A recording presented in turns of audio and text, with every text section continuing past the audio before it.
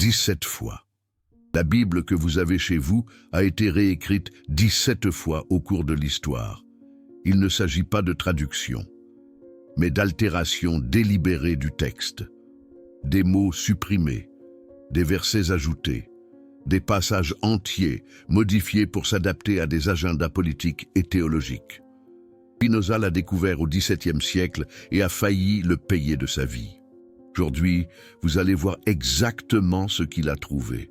Et après avoir regardé, vous ne regarderez plus jamais la Bible de la même façon. Commençons par le commencement. Vous croyez probablement que la Bible est un livre sacré et immuable, que les mots que vous lisez aujourd'hui sont les mêmes que ceux qui ont été écrits il y a 2000 ans, qu'il existe une chaîne ininterrompue de transmission fidèle, depuis les apôtres jusqu'aux maisons d'édition modernes. C'est ce que l'Église veut que vous croyiez, et c'est un mensonge. Spinoza fut l'un des premiers érudits à analyser la Bible comme un document historique. Il ne l'a pas traité comme une parole divine, mais comme n'importe quel autre texte ancien. Quelque chose qui doit être vérifié, comparé, questionné. Et quand il a fait cela, il a découvert quelque chose de perturbant. Les manuscrits les plus anciens que nous ayons de la Bible ne sont pas identiques. Il existe des milliers de différences entre eux. Certaines sont petites, des erreurs de copie, des mots intervertis, mais d'autres sont énormes. Des versets entiers qui apparaissent dans certaines versions et pas dans d'autres. Des passages cruciaux qui ont clairement été ajoutés des siècles plus tard. Spinoza a catalogué ces différences. Il a comparé des versions en hébreu, en grec, en latin et en araméen. Il a étudié les manuscrits les plus anciens auxquels il a pu accéder. Et il est arrivé à une conclusion qui a ébranlé les fondations de la chrétienté. La Bible n'est pas un livre. C'est une collection de textes qui ont été édités, révisés et réécrits au fil des siècles pour servir les intérêts de ceux qui étaient au pouvoir. Un peu comme la politique en France. Laissez-moi vous donner des exemples concrets, parce que je sais que cela semble abstrait. Vous devez voir les preuves. La première grande réécriture a eu lieu au IVe siècle, sous le règne de Constantin. Avant cela, il existait des dizaines d'évangiles circulant parmi les communautés chrétiennes. L'évangile de Thomas, l'évangile de Marie, l'évangile de Judas, l'évangile de Philippe. Chaque communauté avait ses textes favoris. Il n'y avait pas une seule Bible. En 325, Constantin convoqua le concile de Nicée. Officiellement, l'objectif était de résoudre des différends théologiques. En pratique, il s'agissait de créer une religion unifiée qui serve l'Empire. Les évêques réunis ont voté sur les livres qui seraient considérés comme sacrés et ceux qui seraient rejetés. Ils ont voté, comme si la parole de Dieu pouvait être décidée à la majorité. 17 évangiles ont été rejetés. Leurs copies ont été détruites sur ordre. Posséder l'un de ces textes est devenu un crime passible de la mort. En une seule réunion, l'Église a décidé ce que Dieu avait dit et ce qu'il n'avait pas dit. Pensez à ce que cela signifie. Des hommes se sont assis dans une salle, ils ont discuté, ils ont argumenté, ils ont fait de la politique, et à la fin, ils ont levé la main pour voter sur les mots qui étaient divins et ceux qui étaient hérétiques. Il n'y a eu aucune révélation céleste dans cette salle. Aucun ange n'est descendu pour guider la décision. Seulement de la politique ecclésiastique. Seulement des intérêts humains. Et les critères pour accepter ou rejeter un évangile n'étaient pas toujours théologiques. Souvent, ils étaient politiques. L'évangile de Pierre a été rejeté en partie parce qu'il présentait une vision de Jésus qui ne servait pas les intérêts de Rome. L'évangile de Thomas a été rejeté parce que ses idées sur le salut n'exigeaient pas une église institutionnelle. Les textes qui ont survécu sont ceux qui soutenaient la structure de pouvoir qui était en train d'être construite. Mais cela ne s'est pas arrêté là.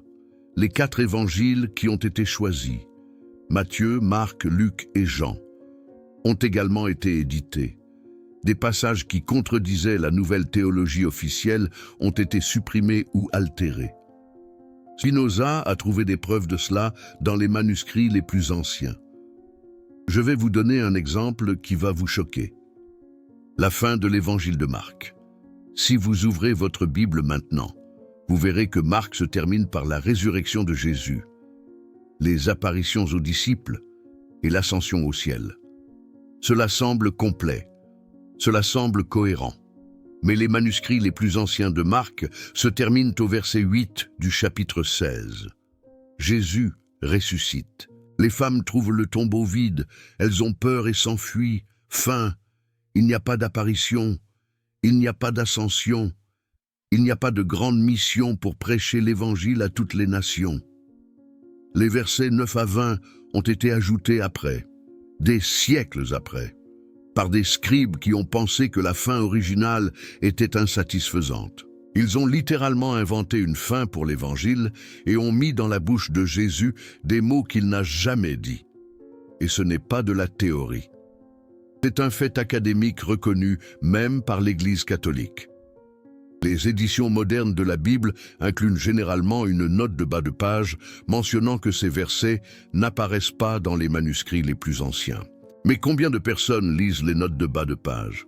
Combien de personnes savent qu'une partie de ce qu'elles lisent a été inventée? Spinoza a trouvé des dizaines de cas comme celui-ci.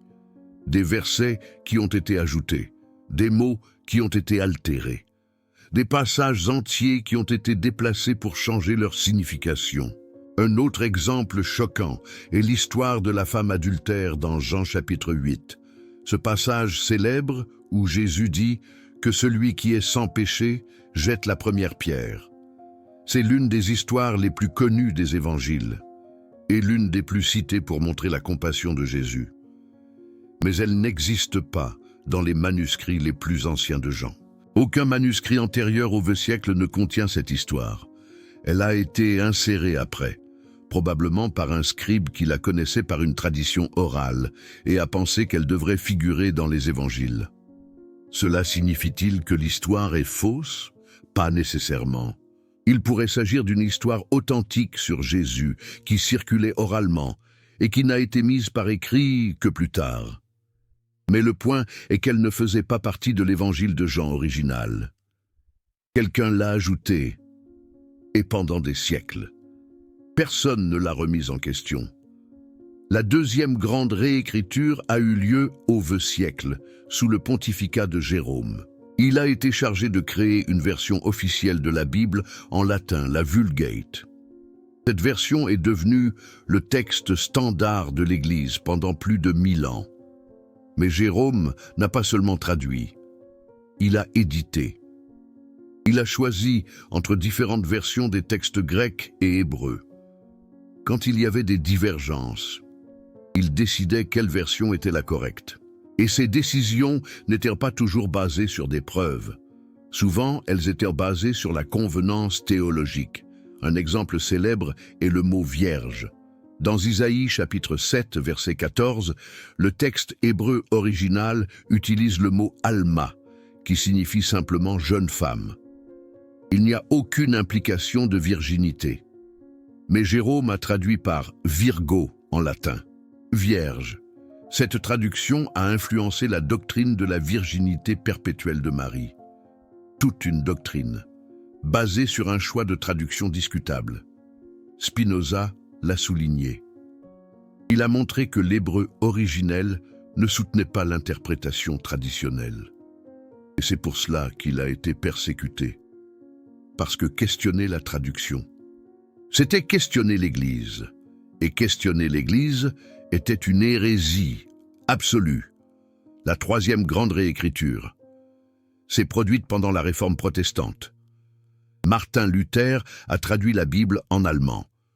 Et dans ce processus, il a fait ses propres choix éditoriaux. Ils sont conséquents. Il a envisagé de supprimer plusieurs livres du Nouveau Testament, y compris l'Épître de Jacques, qu'il a appelée Épître de paille, parce qu'elle contredisait sa théologie du salut par la foi. Une foi aveugle, selon Spinoza. Finalement, Luther a conservé Jacques, mais a déplacé le livre à la fin du Nouveau Testament avec Hébreux, Jude et l'Apocalypse, des livres qu'il considérait comme de seconde catégorie. Cette organisation a influencé toutes les Bibles protestantes postérieures, de manière irréversible. L'Église catholique a répondu avec sa propre réécriture, au Concile de Trente, en 1546. Elle a déclaré officiellement quels livres faisaient partie de la Bible et lesquels n'en faisaient pas. Les livres deutérocanoniques, que les protestants appellent apocryphes, ont été inclus. La Vulgate a été déclarée la version officielle et infaillible. Une décision grave. Mais même la Vulgate avait des problèmes. Elle a été révisée plusieurs fois au cours des siècles suivants. La version que l'Église utilisait au XVIe siècle n'était pas identique à celle que Jérôme avait produite. Des erreurs de copie s'étaient accumulées. Des altérations délibérées avaient été faites. L'Église utilisait une version corrompue de sa propre Bible officielle. Une absurdité, selon Spinoza. Spinoza a documenté tout cela. Il a montré comment chaque génération de copistes et de traducteurs avait laissé sa marque sur le texte. Comment la Bible était un document vivant, qui avait évolué au fil du temps. Comment l'idée d'un texte original et immuable était une fiction, une pure fiction. Et le processus de corruption était cumulatif. Chaque scribe copiait le manuscrit qu'il avait en main, y compris les erreurs du scribe précédent, et ajoutait ses propres erreurs, et parfois ses propres corrections, qui pouvaient introduire de nouveaux problèmes. Après quelques générations, le texte était méconnaissable par rapport à l'original, incontestable. Spinoza a calculé qu'il existait plus de 30 000 variations connues entre les différents manuscrits du Nouveau Testament. 30 000. Et cela en considérant seulement les manuscrits qui ont survécu. Combien de variations existaient dans les manuscrits qui ont été perdus ou détruits? C'est vertigineux. Et il est allé plus loin. Il a montré que beaucoup des auteurs traditionnels de la Bible ne pouvaient pas avoir écrit les livres attribués à eux. Logique élémentaire. Moïse n'a pas écrit le Pentateuque. Comment pourrait-il? Le Pentateuque décrit la mort de Moïse et des événements qui se sont produits après sa mort. Spinoza l'a souligné avec une logique implacable. Si Moïse a écrit sur sa propre mort, il était un prophète extraordinaire. Ou, plus probablement, quelqu'un d'autre a écrit ces parties après. C'est indéniable, en fait. Des analyses linguistiques modernes ont confirmé ce que Spinoza suspectait. Le Pentateuque a été écrit par au moins 4 auteurs différents, à des époques différentes, et a été compilé des siècles après Moïse. Il existe des contradictions internes, qui n'ont de sens que si vous acceptez que différentes personnes ont écrit différentes parties. C'est évident. Un exemple simple. La Genèse a 2 histoires de la création. Dans la première, Dieu crée les animaux, puis crée l'homme et la femme ensemble. Dans la seconde, Dieu crée l'homme d'abord, puis les animaux, et finalement la femme à partir de la côte de l'homme. Ce sont 2 versions différentes de la même histoire, écrites par des auteurs différents, qui ont été placées l'une après l'autre par un éditeur postérieur. Incohérence flagrante. Spinoza a vu cela. Il a compris que la Bible était une courte pointe. Des textes de différentes époques, différents auteurs, différentes traditions, tous cousus ensemble en un tout qui tentait de paraître cohérent, mais qui trahissait ses coutures pour qui regardait avec attention. Toute personne rationnelle, et les contradictions ne s'arrêtent pas là. Le livre d'Isaïe a clairement été écrit par au moins 3 auteurs différents, à des époques séparées par des siècles. Les spécialistes les appellent premier Isaïe, second Isaïe et troisième Isaïe. Vous pouvez voir les différences de style, de vocabulaire et de thème. Mais la tradition insiste sur le fait qu'il s'agissait d'un seul prophète, un seul homme, selon la tradition. Absurde. Daniel est supposé avoir été écrit au 6e siècle avant Jésus-Christ. mais contient des références à des événements qui ne se sont produits qu'au IIe siècle. Cela signifie que soit Daniel était un prophète extraordinairement précis, soit le livre a été écrit après les événements qu'il prétend prédire. La preuve pointe vers la seconde option. C'est logique. Les psaumes contiennent des poèmes d'époques complètement différentes, certains d'avant l'exil babylonien et d'autres d'après. Les proverbes compilent des dictons de diverses sources différentes. L'Ecclésiaste a un style qui n'a de sens que s'il a été écrit des siècles après Salomon, à qui il est traditionnellement attribué une imposture. La quatrième grande réécriture est venue avec l'invention de l'imprimerie. Vous pourriez penser que l'imprimerie a préservé le texte biblique. En fait, elle a créé de nouveaux problèmes. C'est paradoxal. Lorsque Gutenberg a imprimé la première Bible en 1455, il a utilisé la Vulgate comme base. Mais quelle version de la Vulgate? Il existait des centaines de manuscrits différents, tous avec de petites variations. Gutenberg a dû choisir, et ces choix sont devenus permanents. Chaque erreur qu'il a incluse a été répliquée dans des milliers de copies. Une cataclysme textuel. Les éditions postérieures ont tenté de corriger ces erreurs, mais chaque correction créait une nouvelle version. La Bible de Luther était différente de la Bible de Tyndale. La King James était différente de la Douay-Rheims. Chaque traduction faisait des choix différents.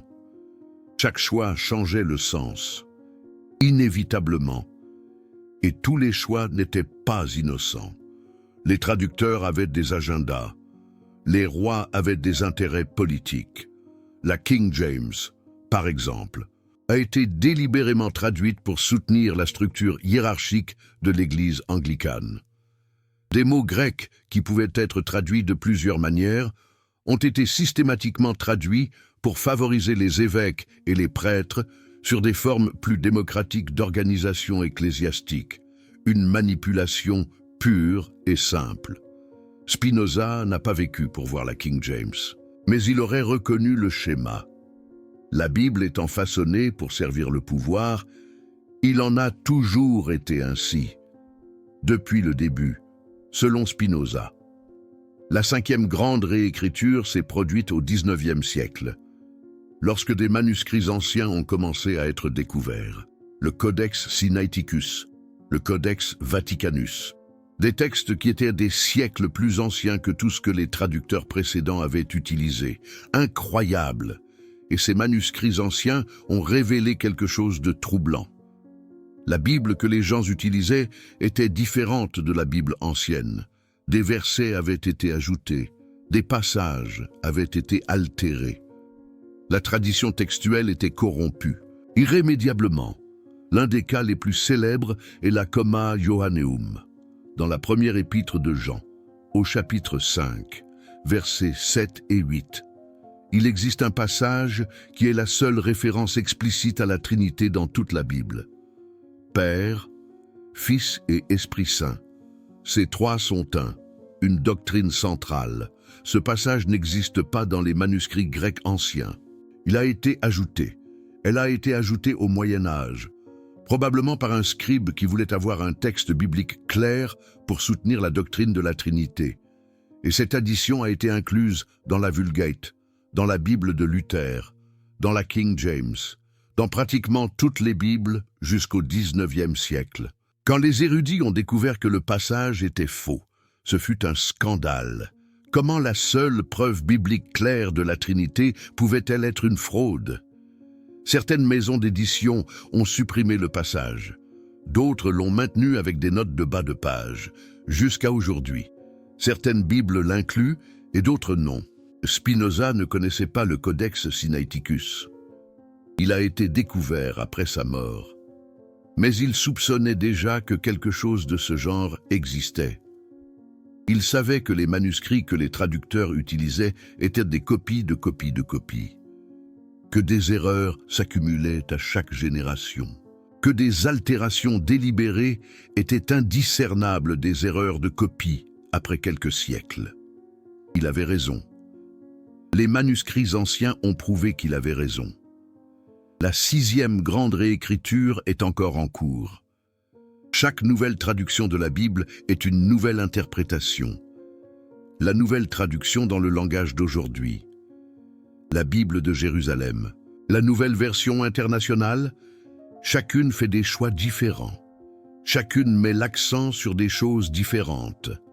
Chacune est, d'une certaine manière, une Bible différente. Et il existe une pression pour que ces traductions se conforment à des attentes théologiques.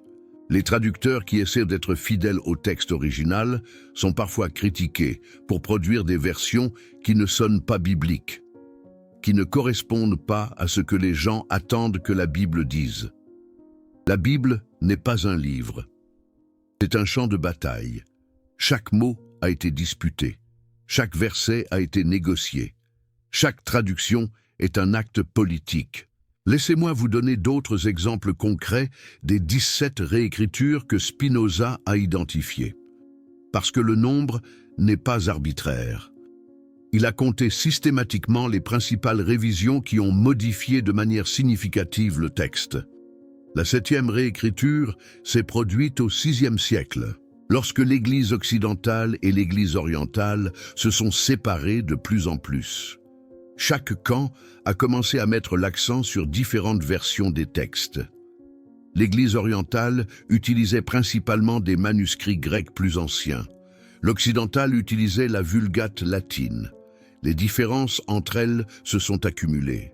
La 8e réécriture est venue avec les Massorètes, des scribes juifs qui ont travaillé entre les 6e et 10e siècles pour standardiser le texte hébraïque de l'Ancien Testament. Ils ont ajouté des voyelles au texte, qui n'avaient à l'origine que des consonnes. Mais en choisissant quelles voyelles ajouter, ils ont également fait des choix interprétatifs. La même séquence de consonnes pouvait être lue de différentes manières selon les voyelles. Les Massorètes ont choisi une lecture et l'ont fixée pour toujours. La 9e réécriture s'est produite pendant les croisades, lorsque des manuscrits arabes et grecs ont commencé à arriver en Europe occidentale. Des érudits ont comparé ces textes avec la Vulgate et ont trouvé des différences troublantes. Certaines de ces différences ont été incorporées dans de nouvelles éditions. D'autres ont été ignorées ou supprimées. La 10e réécriture est venue avec l'humanisme de la Renaissance. Érasme de Rotterdam a produit une édition critique du Nouveau Testament grec en 1516. Il a comparé plusieurs manuscrits et a tenté de reconstruire le texte original. Mais il a aussi commis des erreurs. Et certains de ses choix étaient basés sur peu de manuscrits. Parfois un seul. La 11e réécriture a été la réponse catholique à la Réforme. Le Concile de Trente n'a pas seulement déclaré quel livre était canonique. Il a également autorisé des révisions de la Vulgate pour corriger les erreurs accumulées. Ces révisions, connues sous le nom de Vulgate Sixto-Clémentine, ont introduit leurs propres altérations. La 12e réécriture s'est produite avec la traduction King James en 1611. Les traducteurs ont principalement utilisé le Textus Receptus, une version du texte grec basée sur le travail d'Érasme. Mais ils ont aussi consulté d'autres sources et ont fait leur propre choix. La King James est devenue si influente dans le monde anglophone que beaucoup de gens pensaient qu'elle était la version originale. La 13e réécriture est venue avec les découvertes archéologiques du 19e siècle. Le Codex Sinaiticus a été trouvé dans un monastère du mont Sinaï en 1844. Le Codex Vaticanus, qui était dans les archives du Vatican depuis des siècles, a finalement été étudié systématiquement. Ces manuscrits, beaucoup plus anciens que tout ce qui avait été utilisé auparavant, ont révélé que le texte traditionnel avait été significativement modifié. La 14e réécriture a été la réponse à ces découvertes. De nouvelles traductions ont commencé à être faites sur la base des manuscrits les plus anciens. La Revised Version anglaise de 1881, l'American Standard Version de 1901. Chacune d'elles différait de la King James en des centaines d'endroits. La 15e réécriture est venue avec les découvertes du XXe siècle. Les manuscrits de la Mer Morte, trouvés en 1947, contenaient des textes de l'Ancien Testament 1000 ans plus anciens que tout ce qui était connu auparavant. Ils ont montré que le texte massorétique, qui était la base de toutes les traductions, avait des divergences significatives par rapport aux textes plus anciens. La 16e réécriture est le mouvement de traduction dynamique qui a commencé au XXe siècle. Au lieu de traduire mot par mot, ces traductions tentent de capturer le sens dans un langage moderne. Mais en faisant cela, elles interprètent inévitablement la Good News Bible, la New Living Translation, The Message. Chacune est une réinterprétation du texte. Et la 17e réécriture est en train de se produire maintenant. De nouvelles découvertes continuent d'être faites. De nouveaux manuscrits continuent d'apparaître. De nouvelles analyses continuent de révéler des problèmes dans les textes traditionnels. La Bible continue d'être réécrite, même si la plupart des gens ne s'en rendent pas compte. Spinoza avait prévu cela. Il savait que le processus n'avait pas de fin, que chaque génération laisserait sa marque, que l'idée d'une Bible définitive était impossible. Maintenant, vous vous demandez peut-être, et alors, pourquoi est-ce important? Si la Bible a été réécrite, quelle est la conséquence pratique? La conséquence est énorme. Parce que des doctrines entières ont été construites sur des versets qui peuvent avoir été ajoutés ultérieurement. Des pratiques religieuses ont été justifiées par des passages qui peuvent avoir été modifiés pour servir des intérêts spécifiques. Des personnes ont été persécutées, torturées et tuées pour hérésie, basées sur des textes qui peuvent ne pas avoir été originaux. Pensez à la doctrine de la Trinité. Elle est centrale pour le christianisme. Père, Fils et Saint-Esprit. 3 personnes en un seul Dieu. Mais la seule référence biblique explicite à cette doctrine, la Comma Johanneum, est une addition postérieure. Si vous supprimez ce passage, il n'existe aucun verset qui déclare clairement la doctrine trinitaire. Elle est une interprétation, une construction théologique développée au cours des siècles. Pensez à la résurrection. La fin de Marc, qui décrit les apparitions de Jésus ressuscité, a été ajoutée postérieurement. L'évangile le plus ancien se terminait originellement par un tombeau vide et des femmes effrayées. Si c'était le texte original, qu'est-ce que cela signifie pour la foi en la résurrection? Pensez au concept même d'inhérence biblique. L'idée que la Bible est parfaite, le sans erreur, inspirée directement par Dieu. Comment cette idée peut-elle subsister quand nous savons que le texte a été modifié 17 fois? Quelle version est l'inhérente, l'original, que nous n'avons pas? Une des copies intermédiaires. La traduction que vous avez chez vous. Spinoza a posé ces questions, et les réponses qu'il a trouvées l'ont conduit à être excommunié, persécuté, et presque assassiné. Parce que questionner la Bible, c'était questionner le pouvoir. Et ceux qui sont au pouvoir n'aiment pas être questionnés. Mais il existe une autre dimension encore plus perturbante. Spinoza a découvert que certaines des altérations n'étaient pas accidentelles. Ce n'étaient pas des erreurs de copistes fatigués, c'étaient des changements délibérés, faits par des personnes qui savaient exactement ce qu'elles faisaient.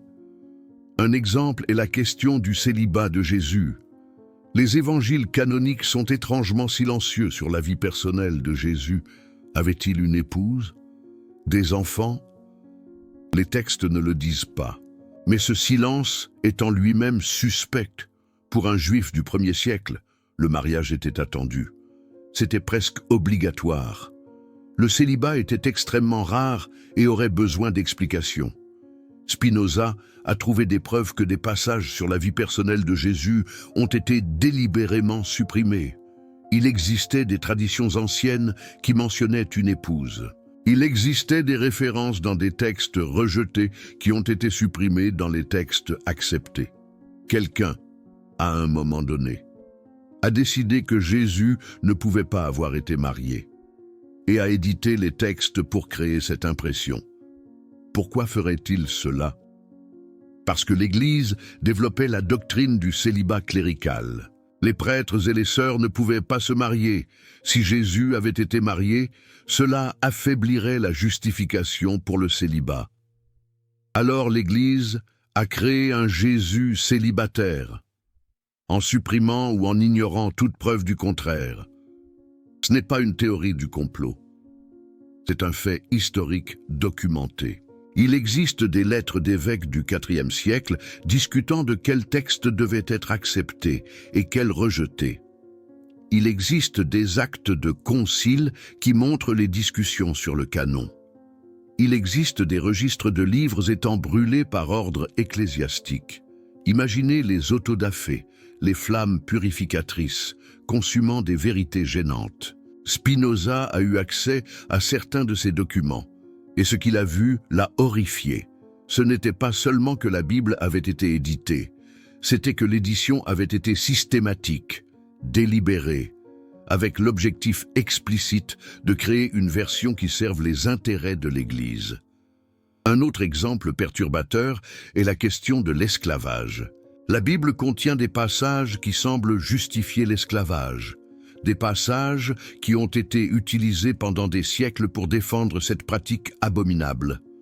Mais Spinoza a découvert que certains de ces passages avaient été mis en avant, tandis que d'autres avaient été minimisés. Des passages qui auraient pu être interprétés contre l'esclavage ont été traduits de manière qui diluait leur impact. Et la question des femmes. Il existe des passages dans le Nouveau Testament qui semblent interdire aux femmes de parler dans les églises. Mais des érudits ont découvert que certains de ces passages ont probablement été ajoutés postérieurement.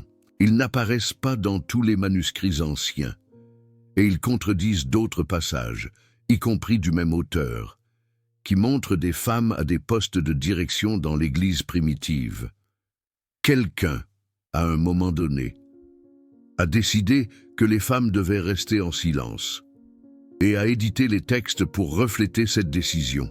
Des siècles d'oppression féminine ont été justifiés par des versets qui peuvent avoir été fabriqués. Et ici, nous arrivons au cœur de la question. La Bible que vous avez chez vous n'est pas la parole de Dieu. C'est la parole d'hommes qui ont affirmé parler pour Dieu.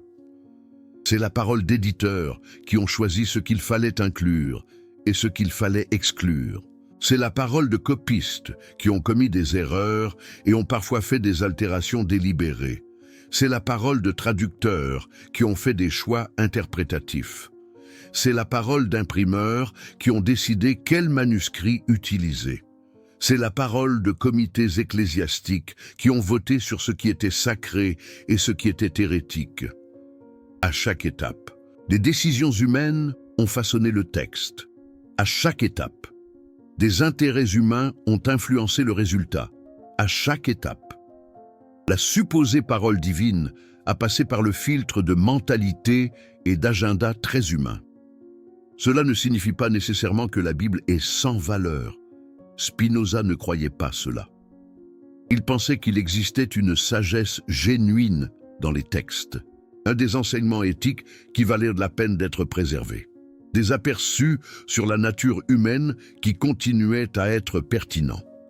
Mais il insistait que la Bible devrait être lue critiquement, que chaque passage devrait être évalué selon ses propres mérites, qu'aucune autorité externe, que ce soit l'Église ou la tradition, ne devrait déterminer ce que vous acceptez comme vérité.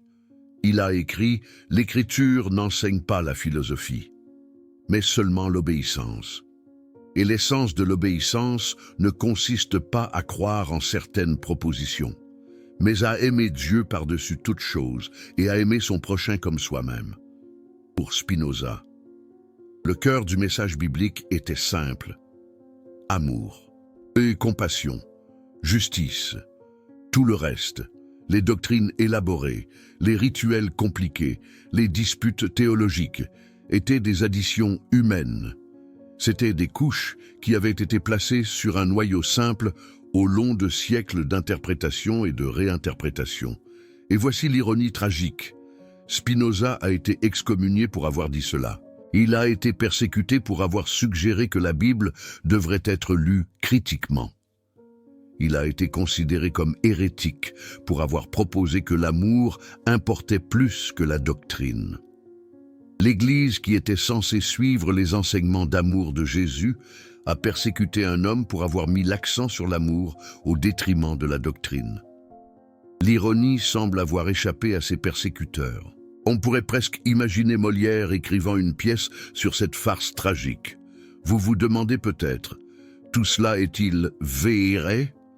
Spinoza a-t-il vraiment découvert ces 17 réécritures?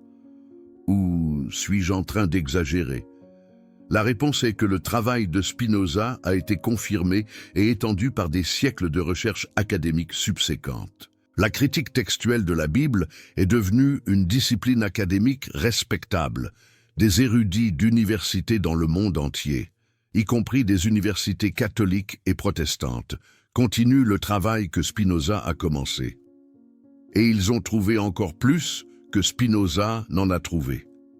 Plus de manuscrits, plus de variations, plus de preuves d'altération délibérée. Mais chaque découverte archéologique révèle plus de couches d'édition. Chaque nouveau manuscrit trouvé montre plus de différences. Le nombre 17 que Spinoza a identifié était conservateur. Si vous comptez toutes les révisions significatives, toutes les traditions textuelles différentes, toutes les traductions qui ont fait des choix interprétatifs importants, le nombre serait beaucoup plus élevé. Mais 17 est déjà suffisant pour détruire l'illusion d'un texte immuable et pour nous rappeler que la quête de la vérité est un voyage sans fin, un voyage qui exige courage et lucidité. 17. C'est déjà amplement suffisant pour démontrer que la Bible est un document humain, avec une histoire humaine, façonnée par des intérêts humains. Et cette vérité est libératrice. Parce que si la Bible n'est pas un texte divin inaltérable, alors vous n'êtes pas obligé d'accepter tout ce qu'elle contient aveuglement. Vous pouvez être en désaccord avec des passages qui vous semblent immoraux. Vous pouvez remettre en question des enseignements qui vous paraissent contre-productifs. Vous pouvez extraire la sagesse sans avaler la superstition. Et vous pouvez faire cela sans perdre la foi. Beaucoup de croyants ont traversé la crise de la découverte de ces informations et en sont ressortis avec une foi plus mature, une foi qui ne dépend pas de textes inhérents, une foi qui trouve Dieu dans l'expérience, dans la communauté, dans l'amour, et non dans des versets disputés. Spinoza était un homme de foi, à sa manière. Il croyait en Dieu, mais son Dieu était différent du Dieu des dogmes ecclésiastiques. C'était un Dieu qui se révélait à travers la nature, à travers la raison, à travers la beauté mathématique de l'univers. Un Dieu qui n'avait pas besoin de textes sacrés pour être connu. Spinoza voulait que les gens pensent par eux-mêmes. Il ne voulait pas détruire la foi. Il voulait la purifier. Séparer l'or de la scorie. Trouver ce qui était véritablement valable dans les textes anciens et rejeter ce qui était merement humain. Meurement politique, meurement dépassé. Vous venez de découvrir des secrets qui ont coûté à Spinoza tout ce qu'il possédait. Des secrets qui ont été enterrés pendant des siècles, parce qu'ils menaçaient des structures de pouvoir qui dominent le monde jusqu'à aujourd'hui. Chaque vidéo comme celle-ci exige de plonger dans des sources obscures, de relier des points qui ont été délibérément séparés. Le Super Tanks que vous voyez en bas de l'écran n'est pas seulement un soutien financier. C'est vous qui affirmez que la vérité mérite d'être racontée, même quand elle est dangereuse. C'est vous qui rejoignez ceux qui choisissent de savoir au lieu d'ignorer. C'est faire partie de ceux qui honorent le sacrifice de personnes comme Spinoza. La question que je vous pose est la suivante. Maintenant que vous savez que la Bible a été réécrite 17 fois, Qu'allez-vous faire de cette information? Allez-vous continuer à la lire comme s'il s'agissait d'un texte divin et inaltérable? Ou allez-vous commencer à lire critiquement, en questionnant, en comparant, en pensant par vous-même? Le choix vous appartient. Spinoza a déjà fait le sien. Il a choisi la vérité, même quand la vérité était dangereuse, même quand la vérité a tout coûté. Il a écrit « Le but de la philosophie n'est autre que la vérité. Le but de la foi n'est autre que l'obéissance et la piété. » Vous pouvez avoir les deux. Vous pouvez rechercher la vérité et toujours trouver un sens dans les textes anciens. Vous pouvez lire critiquement et être touché par des passages de sagesse. Vous pouvez rejeter l'autorité externe et toujours trouver une orientation morale. Mais vous ne pouvez pas faire semblant que la Bible est ce qu'elle n'est pas. Vous ne pouvez pas ignorer 17 réécritures et agir comme si vous lisiez la parole inaltérée de Dieu. Vous ne pouvez pas fermer les yeux sur l'histoire et espérer voir clairement. Spinoza a ouvert les yeux et il a payé pour cela. Mais il a aussi trouvé quelque chose que ses persécuteurs n'ont jamais trouvé, la paix. La paix qui vient de vivre en accord avec la raison. La paix qui vient de ne pas avoir à défendre l'indéfendable. La paix qui vient d'accepter la réalité telle qu'elle est, et non comme on voudrait qu'elle soit. Cette paix est encore disponible pour ceux qui auront le courage de la rechercher. Et si vous connaissez quelqu'un qui a besoin d'entendre cette histoire, partagez cette vidéo, parce que certaines vérités sont trop dangereuses pour mourir en silence. Et la vérité sur les 17 réécritures de la Bible en est une.